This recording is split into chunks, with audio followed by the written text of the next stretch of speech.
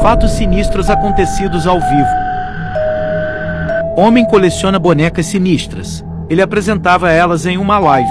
Então seus seguidores viram uma se mover atrás dele.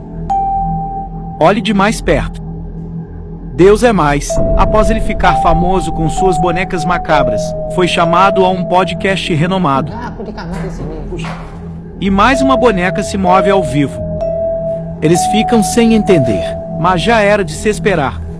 Este outro caso foi gravado por 2 policiais. Eles faziam a ronda de madrugada na rua do cemitério e viram 2 crianças brincando. No mesmo momento foram averiguar. Assim que chegaram em frente ao portão do cemitério, o pior acontece. Não sei como, mas elas estavam lá dentro. Credo. O portão está trancado e as crianças correram lá para dentro. O estranho é que não conseguimos ver o rosto delas. Você tem dúvidas do mundo espiritual?